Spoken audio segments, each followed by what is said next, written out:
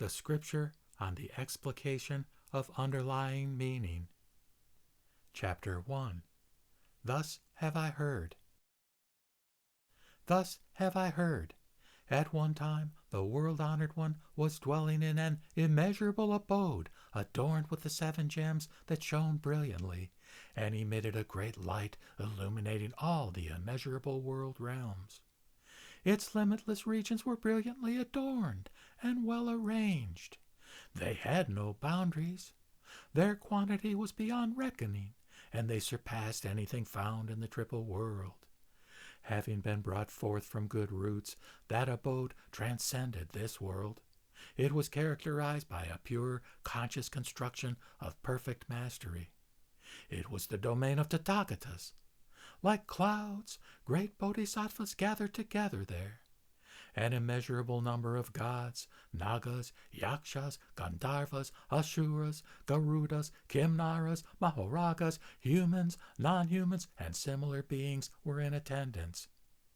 There, the great taste of the doctrine sustained their delight and happiness and brought about all benefit for sentient beings. It had destroyed the oppressive, defiled inclinations of passion, and it was far removed from all inimical forces. Surpassing all adornments was the adorned abode of the Tathagata. Its paths were the cultivation of great recollection and wisdom. Its vehicles were great quietude and vision. Its entry doors were the great liberations of emptiness, imagelessness, and desirelessness. It was ornamented with a multitude of good qualities. It was established by the multitude of the great jeweled Flower King.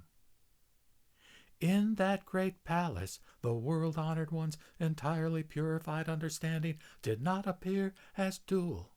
He entered into the unmarked doctrine. He dwelt in the Buddha abode, realized the equality of all Buddhas, and reached the state of no obstacles. The irreversible teaching of the doctrine he propounded was unhindered. That which he established was inconceivable. Traversing the 3 times in the reality of equality, his bodies issued forth to all world realms. His wisdom had no uncertainty in regard to anything. He had perfected his great enlightenment in all practices. His wisdom had no doubt in regard to anything. All the bodies he manifested could not be differentiated. His wisdom, which was well sought after by all the bodhisattvas, had attained that victorious far shore of a Buddha's non-dual abode. That unified wisdom of the Tathagata's liberation was indeed ultimate. He had realized the equality of Buddha lands. He reached to the reality realm. He exhausted space and would never come to an end. He was accompanied by an immeasurable multitude of great word-hearers, all of whom were docile sons of the Buddha. Their thinking was well liberated. Their understanding was well liberated. Their discipline was well purified, and they had set their aim upon joy in doctrine. They had heard much, and retained and accumulated what they had heard. They thought good thoughts, spoke good words, and did good deeds. Their wisdom was swift, quick, incisive, salvic, penetrating, great, expansive, unequaled.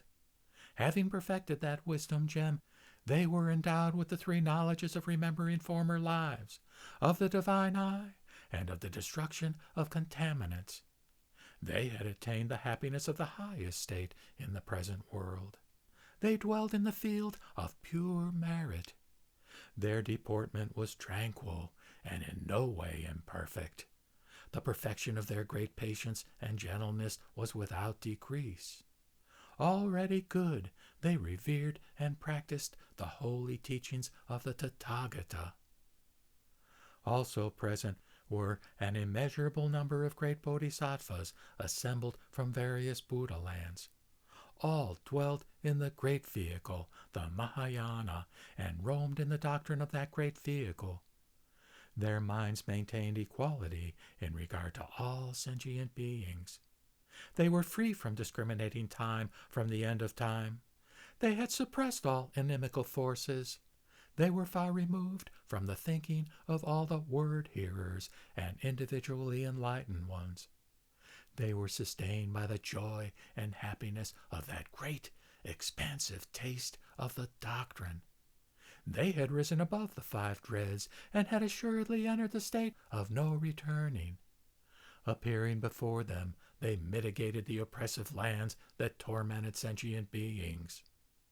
The principal ones were named the Bodhisattva Gambhirara Samdhinirmocana, the Bodhisattva Vidhiva Pariprochaka, the Bodhisattva Dharmodgata, the Bodhisattva Suddhimati, the Bodhisattva Visalamati, the Bodhisattva Gunakara, the Bodhisattva Paramartha Samudgata, the Bodhisattva Arya Valokiteshvara, the Bodhisattva Maitreya, and the Bodhisattva Manjushri.